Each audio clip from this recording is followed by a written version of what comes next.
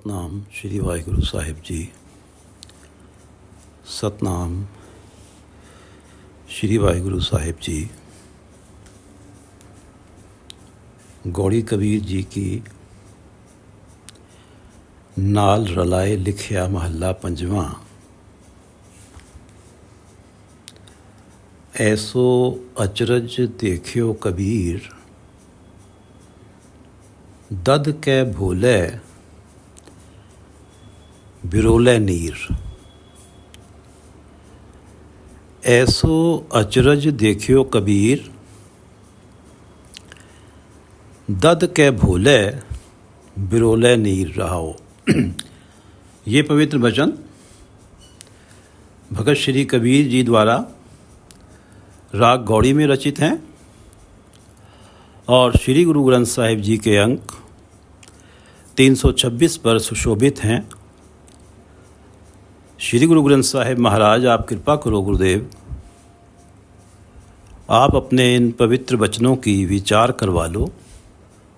सतनाम श्री वाहिगुरु साहिब जी। सतनाम श्री वाहिगुरु साहिब जी।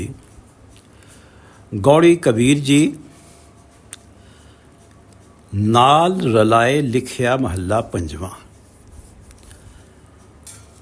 नाल रलाए लिखिया, इसमें जो इस पद में जो पंक्तियां हैं, इन पंक्तियों में अंत में दो पंक्तियां महला पंजवां गुरु अर्जन देव जी के द्वारा लिखी हुई हैं।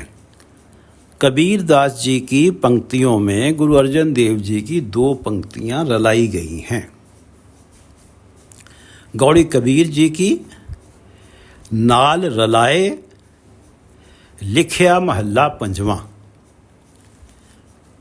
ऐसो अचरज देखियो कबीर, दद कै भोले बिरोले नीर। दद कै भोले, दही के भुलावे में, बिरोले नीर, नीर पानी को बिलो रहा है। दही को बिलोएगा तो मक्खन निकलेगा, पानी को बिलो के क्या हाथ आएगा? कुछ भी नहीं। ऐसो अचरज देखियो कबीर। कबीरदास जी कह रहे हैं कि इस संसार में ऐसा तमाशा देख रहा हूँ मैं कि लोग बाग समझते हैं पानी को बिलो रहे हैं, समझते हैं ये दही है। इसी तरह से मुक्ति प्राप्त करने के लिए कर्म कांड करते हैं, व्रत रखते हैं, देवताओं की पूजा करते हैं, तीर्थों पे जाते हैं, श्राद्ध रखते हैं, श्राद्ध करते हैं, लेकिन परमात्मा का नाम नहीं जपते। जैसे परमात्मा का नाम दही है, जिसको बिलोएंगे तो उसमें से मक्खन निकलेगा, उसमें से मुक्ति हाथ आएगी, विकारों से मुक्ति हाथ आएगी, जन्म मरण के चक्र से मुक्ति हाथ आएगी। और केवल यही कार्य करते रहे, ये कर्म कांड ही करते रहे, तो ये तो इसमें से तो कुछ हाथ आएगा नहीं। परमात्मा का नाम अगर छोड़ दिया। ऐसो अचरज देखियो कबीर, ऐसा आश्चर्यजनक तमाशा मैं संसार में देख रहा हूँ। दद के भोले, दही के भुलावे में, बिरोले नीर, लोग पानी को रिड़क रहे हैं, पानी को बिलो रहे हैं। ये दो पंक्तियां इस शब्द का रहाव हैं, केंद्रीय सार हैं। हरी अंगूरी गदहा चरे, नित उठ हासे हींगे मरे। हरी अंगूरी, जब बीज धरती पे डाला जाता है और कुछ दिनों बाद जब हरा सा अंकुर 1-2 इंच का होता है, हरा सा पौधा, या उस जो पौधा बनना है उसका जो तना हरा सा बहुत मुलायम सा होता है, उस तने को या उस अंकुरित पौधे को गधा जो है बड़ी खुशी के साथ उसको चरता है। बहुत चाव से खाता है। हरी अंगूरी गदहा चरे, जैसे गधा हरी अंगूरी को जैसे कि जब नवंबर में या दिसंबर में, अक्टूबर के एंड नवंबर में जब गेहूं बोया जाता है और वो कहीं जाके जनवरी में वो हरे जो हैं 2-2, 3-3 इंच के हो जाते हैं, और ऐसे में अगर कोई भी जानवर चला जाता है तो वो उसको चर जाता है, बड़े चाव के साथ उसे खा जाता है। जितने चाव के साथ गधा या पशु हरी अंगूरी को उन पौधों को, छोटे छोटे पौधों को, जो मुलायम हरे पौधे हैं उन्हें हरी अंगूरी कहा गया है। हरी अंगूरी को जैसे पशु बड़े चाव के साथ चरते हैं, गेज करते हैं, ऐसे ही जो मन है वो जहाँ उसे विकार दिखाई देते हैं, काम इत्यादि विकार का ढंग सबब उसे नज़र आ जाता है, तो वो इसी चाव के साथ मन शरीर को उस तरफ ले जाता है। जैसे पशु जो है हरी अंगूरी को बड़ी प्रसन्नता से चरता है, ऐसे ही मन बड़ा गदगद होके विकारों की तरफ चला जाता है, उसी चाव से चला जाता है। नित उठ हासै हींगे मरे, और उसके हालात क्या होते हैं? जो प्राणी विकारों में चला जाता है, नित उठ हासै, बड़ा प्रसन्न होता है। हींगे मरे, हींगे से अर्थ होता है कि प्रसन्न होना, और अपनी प्रसन्नता जो है हर तरह से ऐसे एक्शंस होने जिसमें प्रसन्नता जाहिर हो रही है। लेकिन हश्र क्या होता है? मरे, जन्म मरण के चक्र में बार बार मरता है। हरी अंगूरी गदहा चरे, नित उठ हासै हींगे मरे, माता भैंसा अमुआ जाए, कुद कुद चरे रसातल पाए। माता भैंसा, मन के बारे में कहा गया है कि जैसे एक मस्त भैंसा है, मेल बफेलो है, वो अमुआ जाए, वो अमोड़ है, अपने मन का है, किसी के रोके रुकता नहीं है, जिस तरफ चल पड़ा। ऐसा ही मन है। मन किसी की बात मानता नहीं है। सतगुरु की कृपा ही हो जाए तो मन काबू में आता है, नहीं तो मन किसी की बात नहीं मानता। माता भैंसा मस्त भैंसे जैसा है, अपनी मन मर्जी करता है। अमुआ जाए, माता भैंसा अमुआ जाए, कुद कुद चरे रसातल पाए। कुछ ऐसा समय आता है कि मुझ जैसे लोग जो हैं, कभी कभी उनके जीवन में ऐसा समय आता है कि उन्हें ये लगता है कि आज तो नाम जपने में बड़ा मन लगा, नाम जपने में बड़ा आनंद आया, आज साथ संगत में कीर्तन सुनने में बड़ा मन लगा, आज जब पीटीसी चैनल से स्वर्ण मंदिर का कीर्तन आ रहा था तो उसमें बड़ा मन लगा। कभी तो इतना ज़्यादा लेवल अच्छा हो जाता है, आत्मिक जीवन इतना अच्छा होता है कि कुद कुद चरे, यानी कि एक आत्मिक जीवन चढ़ता है और उसको लगता है कि शायद अब मेरे जीवन में मुक्ति मुझे अवश्य मिलेगी, परमात्मा के चरणों में मेरे मन का परमानेंट निवास होगा। और कभी कभी फिर ऐसा होता है कि ये जो मन है ये माता भैंसा हो जाता है और फिर बुराइयों की तरफ चल पड़ता है, और जो कि बुराइयां उसे रसातल में ले जाने का कारण बनती हैं, कभी शुभ कर्म और कभी मंद कर्म। माता भैंसा अमुआ जाए, और ये सब होता किसके कारण है? वो जो मन है, जिसके ऊपर जिसके गले में गुरु की संगल नहीं पड़ी हुई है, इस वास्ते वो मस्त है, अपनी मन मर्जी करता है, और वो अल्टीमेटली रसातल में ले जाता है, नरक में ले जाता है। माता भैंसा अमुआ जाए, कुद कुद चरे, चढ़ता है ऊपर, कुद कुद चरे रसातल पाए। कहो कबीर परगट भई खेड़, लेले को चूंघे नित भेड़। लेले को चूंघे, लेला है भेड़ का बच्चा, उसे लेला कहा गया। पंजाबी में भेड़ के बच्चे को लेला कहा जाता है। लेले को चूंघे नित भेड़, जो भेड़ है जिसने लेले को जन्म दिया है, उसी का दूध पीने की कोशिश कर रही है। लेले को उसे को चूंघ रही है। लेले को चूंघे नित भेड़, कहो कबीर परगट भई खेड़। ये कैसी अजीब खेल है, ये कैसा हो रहा है संसार में। जो बुद्धि, जिस बुद्धि के पीछे, जिस बुद्धि रूपी भेड़ के पीछे मन रूपी लेले को चलना था, जिस बुद्धि रूपी भेड़ का दूध चूंघना था मन रूपी लेले ने, उल्टा हो गया कि बुद्धि जो है मन रूपी लेले का दूध चूंघ रही है, मन रूपी लेले के पीछे पीछे जा रही है, उसका अनुसरण कर रही है। होना ये था कि मन ने बुद्धि के अनुसार चलना था। कहो कबीर परगट भई खेड़, लेले को चूंघे नित भेड़। जहाँ तक कबीर दास जी की रचना है वो यहाँ संपन्न होती है। कहो कबीर परगट भई खेड़, लेले को चूंघे नित भेड़। अब गुरु अर्जन देव जी दो पंक्तियाँ यहाँ जोड़ते हैं। हो सकता है उनको ये लगा हो कि यहाँ तो ये जो पंक्ति, ये जो शब्द समाप्त हुआ है, इसमें एक ऐसी अवस्था में शब्द समाप्त हो रहा है जिसमें केवल रसातल में ही जाने की स्थिति है, केवल आत्मिक जीवन जो है, आत्मिक जीवन के पतन वाली स्थिति है, और यहीं पर यह शब्द समाप्त हो रहा है। लेकिन गुरु अर्जन देव जी ने कहा कि क्यों ना इसका अंत ऐसा हो जहाँ व्यक्ति को ये लगे कि आगे पॉजिटिविटी है, तो उन्होंने ये दो पंक्तियाँ ऐड करी हैं और कबीर जी का ही नाम लिखा है। कहो कबीर परगट भई खेड़, लेले को चूंघे नित भेड़।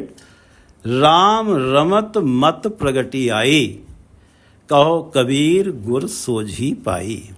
कहो कबीर गुर सोझी पाई। कबीर दास जी कहते हैं कि गुरु ने मुझे सोझी दी है, गुरु ने मेरे मन में, मेरी बुद्धि में समझ दी, जिसके कारण राम रमत मत प्रगति आई। मेरी मत, मेरी बुद्धि में प्रकाश आया है, मेरी बुद्धि में समझ आई है। मत प्रगति आई, मेरी बुद्धि को सही समझ आई है। राम रमत, कि मैं अब राम में रम गया हूँ। मेरा मन परमात्मा का नाम जपने में लग गया है, मेरा मन परमात्मा के चरणों में टिक गया है। राम रमत मत प्रगति आई। अब मेरी बुद्धि मन के पीछे नहीं जाती है, अब मेरा मन बुद्धि के पीछे जाता है कि जब से गुरु की शरण में गया हूँ और गुरु ने मुझे अपने उपदेश के द्वारा जो सूझी दी है, समझ दी है, अब मेरी बुद्धि में ये समझ आई है कि बुद्धि मन के पीछे नहीं जाती, अब मन बुद्धि के पीछे जाता है, और जिसके कारण प्राणी राम रमत हो गया, राम में रम गया है, हर पल राम के नाम के साथ जुड़ गया है। राम रमत मत प्रगति आई, कहो कबीर गुर सोझी पाई। कहो कबीर गुर सोझी पाई। गौड़ी कबीर जी पंचपदे। पंचपदे, इसमें दो दो पंक्तियों के 5 पद हैं और 2 पंक्तियां रहाव की हैं। इस तरह से कुल मिला के ये 12 पंक्तियों का शब्द है। गौड़ी कबीर जी पंचपदे। ज्यों जल छोड़ बाहर भयो मीना, पूरब जन्म हो तप का हीना। भगत कबीर जी का मानना ये है कि जैसे आम धारणा आजकल भी है कि कोई व्यक्ति किसी तीर्थ स्थान पे जाता है और तीर्थ स्थान पर ही उसका प्राण छूट जाते हैं, तो आम लोग ये कहते पाए जाते हैं कि वो तो मुक्त हो गया, तीर्थ स्थान पे गया हुआ था, पवित्र स्थान पे मुक्त हो गया। कबीर दास जी इस धारणा के विरुद्ध हैं। उनका कहना ये है कि केवल राम का नाम ही मुक्त कर सकता है, कोई विशेष स्थान, कोई तीर्थ स्थान किसी को मुक्त नहीं कर सकता।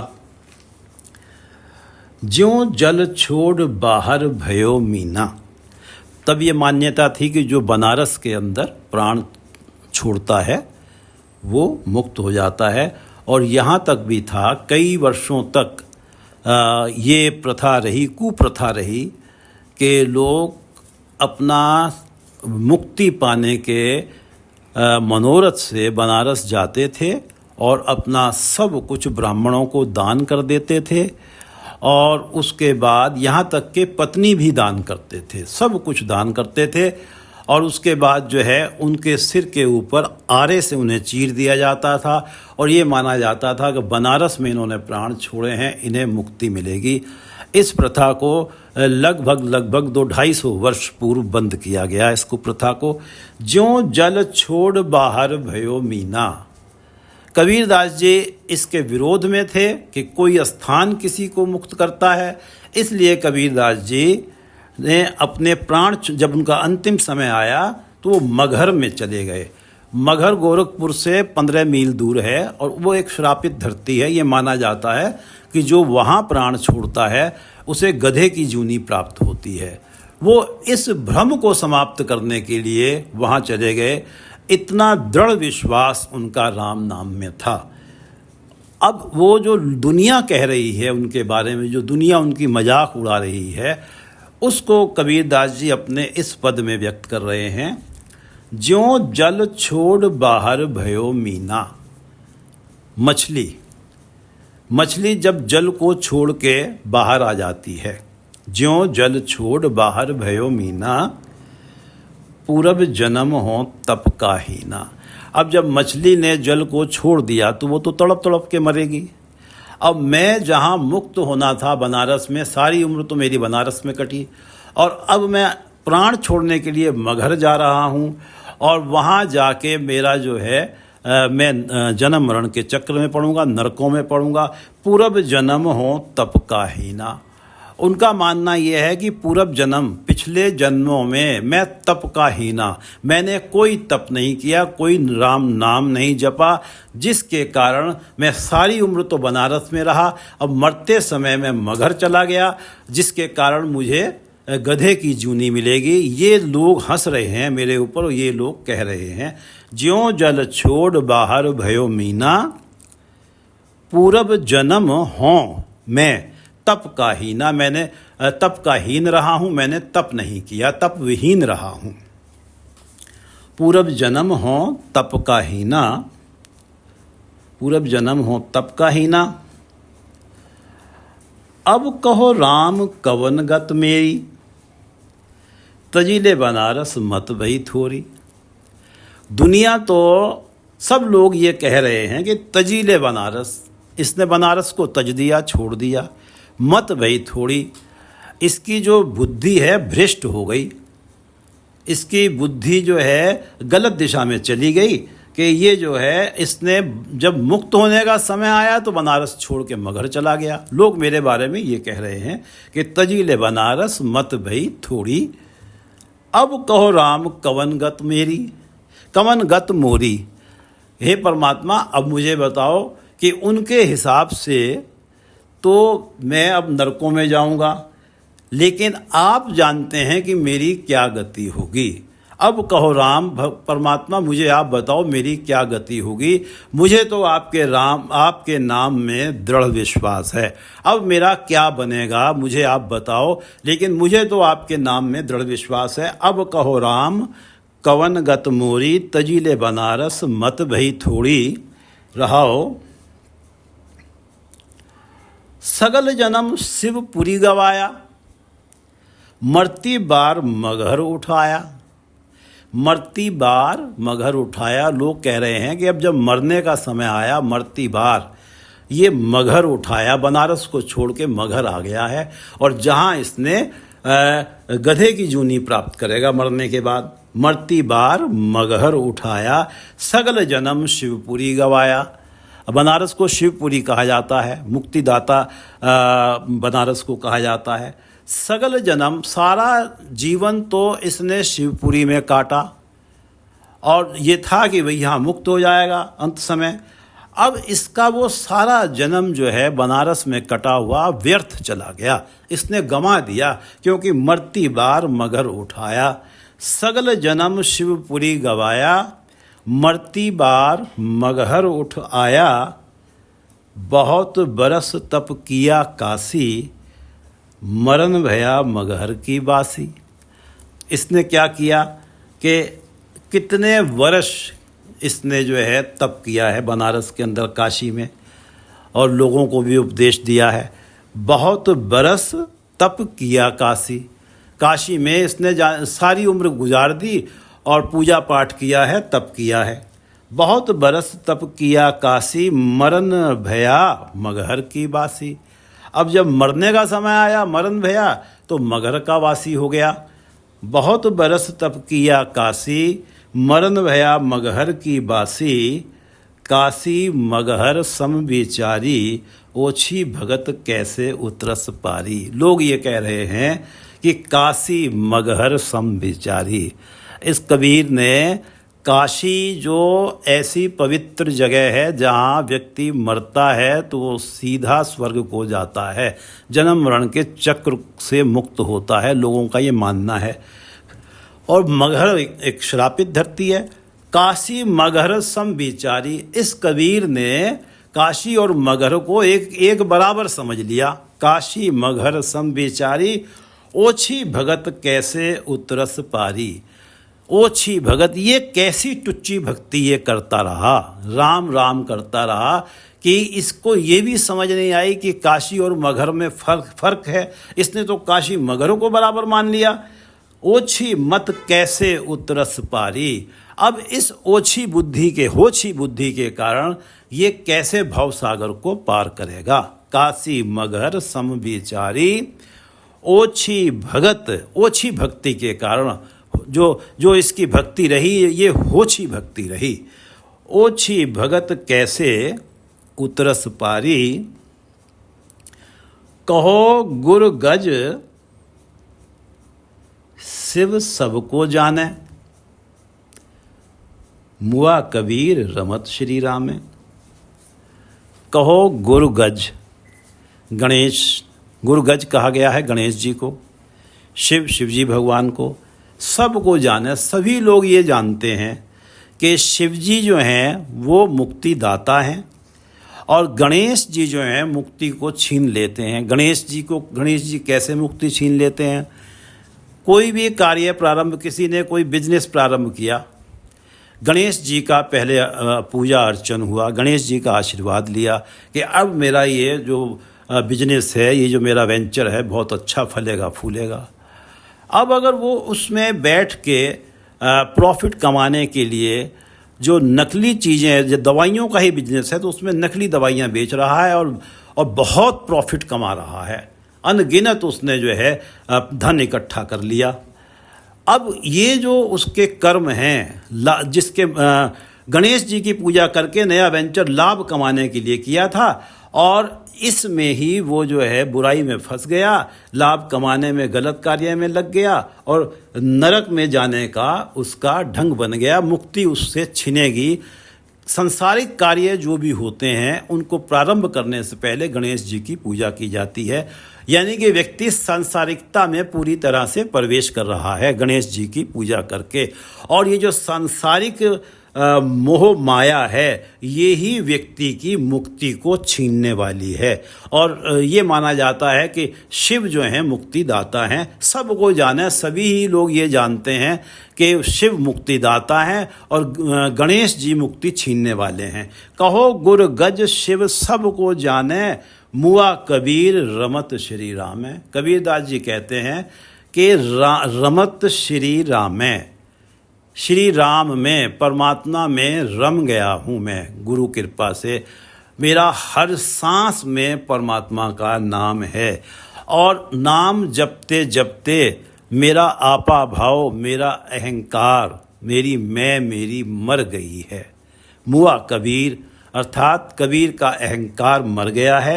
रमत श्री राम है, वो तो राम में रम गया है। अब कबीर को तो ज़रूरत ही नहीं है जानने की कि उसका क्या बनेगा, वो तो जीते जी राम में रमा हुआ है और जीते जी विकारों से मुक्त है, माया के मोह से मुक्त है। वो तो मुक्त ही है, जीते जी भी मुक्त है, मरण उपरांत भी मुक्त रहेगा।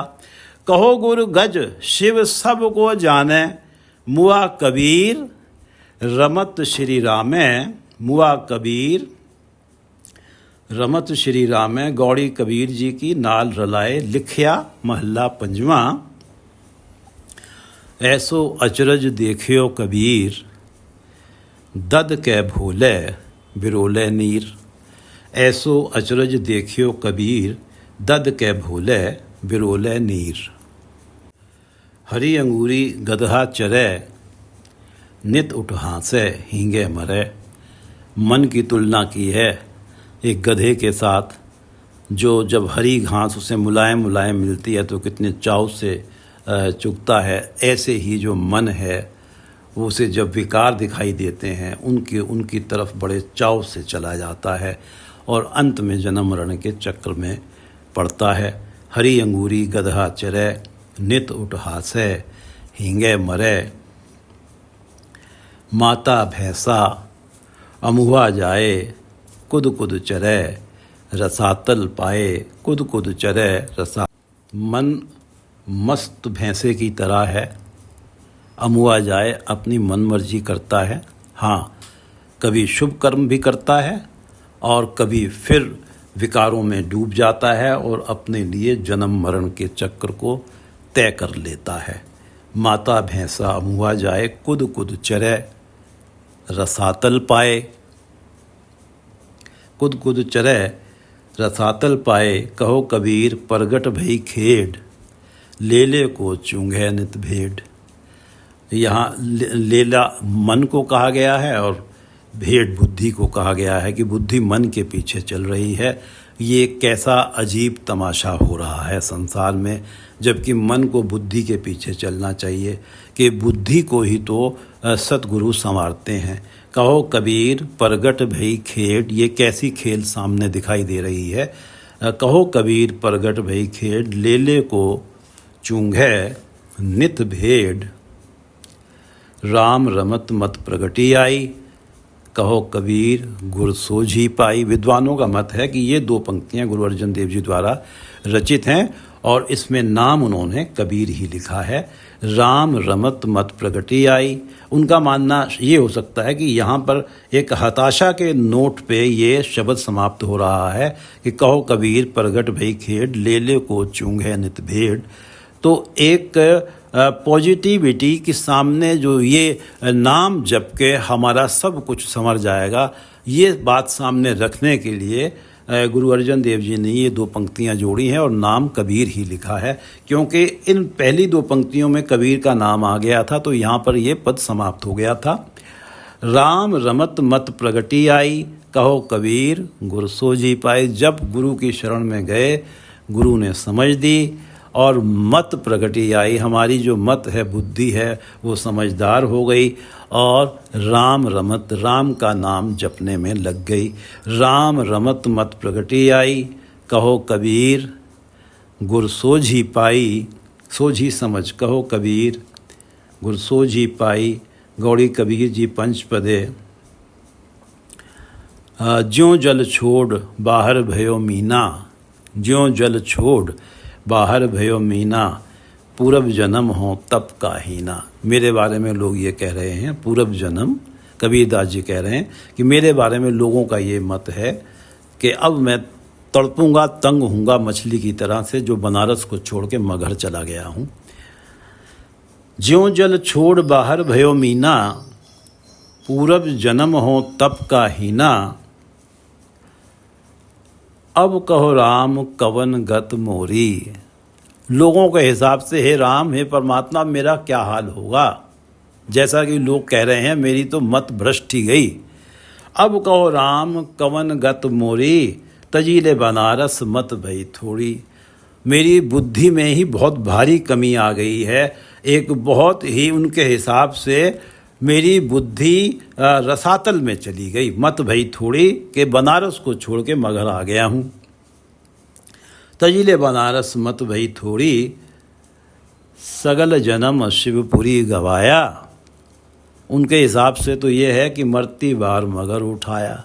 मरने का समय आया तो जहाँ शिवपुरी में मुक्त होना था उसे छोड़ के मगहर आ गया, जहाँ जहाँ गधे की जूनी में पड़ना है। तो इस हिसाब से तो इसने सारा जन्म शिवपुरी में जो बिताया है वो गंवा ही दिया, व्यर्थ ही गया। सगल जन्म शिवपुरी गंवाया, मरती बार मगर उठाया। बहुत बरस तप किया काशी, मरण भया मगहर की बासी। बहुत बरस तप, दुनिया मेरे बारे में ये कह रही है, कबीर जी कह रहे हैं कि बहुत बरस तप किया काशी, मरण भया मगहर की बासी। काशी मगहर सम विचारी, होछी भगत कैसे उतरस पारी। इसने लोग कह रहे हैं कि क्या होछी भक्ति की है, कि इसकी सोच कितनी होछी हो गई है, अविवेकपूर्ण बुद्धि हो गई है इस कबीर की, कि इसने काशी और मगहर को बराबर मान लिया। काशी मगहर सम विचारी, ओछी भगत कैसे उतरस पारी। इसने कोई होछी ही भक्ति की है, तुच्छ ही भक्ति की है, जिसके कारण अब इसका क्या होगा, ये भवसागर को कैसे पार करेगा। काशी मगहर सम विचारी, ओछी भगत कैसे कैसे उतरस पारी। कहो गुर गज शिव सब को जाने। सब को जाने, सभी जानते हैं कि शिव जो हैं मुक्तिदाता हैं, और गणेश की जो नगरी है वो मुक्ति छीन लेती है। कहो गुरगज, गुरगज गणेश जी को कहा गया है कि गणेश की नगरी में ही, इस संसार में ही तो लोग गणेश जी की पूजा करने के बाद ही इन सांसारिक कार्यों को प्रारंभ करते हैं, और इन सांसारिक कार्यों में जब उनके मन में तृष्णा आती है तो वो मुक्ति से विहीन हो जाते हैं, उनकी मुक्ति छिन जाती है। और शिव की भक्ति ये माना जाता है कि वो मुक्तिदायिनी है। कहो गुर गज शिव सब को जाने, मुआ कबीर रमत श्री रामे। कबीरदास जी कहते हैं कि मेरा आप मुआ कबीर, मेरा आपा भाव मर गया है, मेरी मर गई है, और मैं तो रमत श्री रामे, राम में रम गया हूँ, और राम में रमा हुआ हूँ, जीते जी तो मैं मुक्त हूँ। मुझे तो डर ही नहीं है कि मेरा होगा क्या, मुझे इस बात की कोई ज़रूरत ही नहीं है कि लोगों से पता करता फिरूं, परमात्मा से पूछता फिरूं कि अब मेरा क्या होगा, मुझे मुक्ति मिलेगी नहीं। मैं तो मुक्त पहले ही हो गया हूँ कि राम में रमना ही मुक्ति पा लेना है। कहो गुर गज शिव सब को जाने, कहो गुर गज शिव सब को जाने, मुआ कबीर रमत श्री रामे, मुआ कबीर रमत श्री रामे। वाहेगुरु जी का खालसा, वाहेगुरु जी की फतेह।